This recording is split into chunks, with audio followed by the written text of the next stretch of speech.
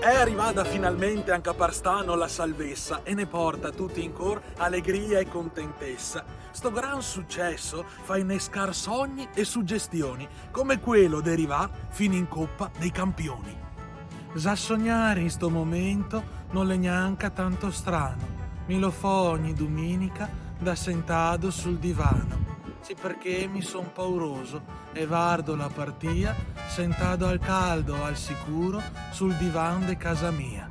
Ma lo stesso sento forte l'entusiasmo palpitante se capisse anche dalla me faccia. Sonti mia poco esultante.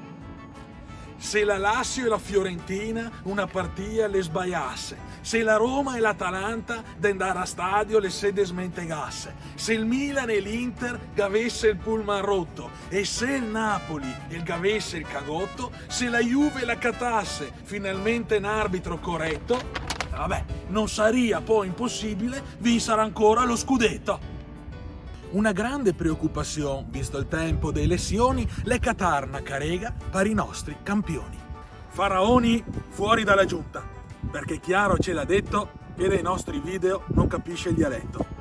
Frabotta lo mettiamo in qualche CDA, lei è un anno che non fa niente e se la bello merita. Simeone come assessore è un po' svilente. E che domandiamo al sindaco se può far niente. Ma sinceramente, guardate, la cosa che potrei fare, sapete cos'è? Potrei dare un colpo di telefono al sindaco, a Elchier, e chiedere a lui cosa ne pensa, che magari lui gli viene qualche idea su cosa fargli fare. Come dice il proverbio della pecora e del leone, piuttosto che assessor, meglio un giorno sindaco Simeone.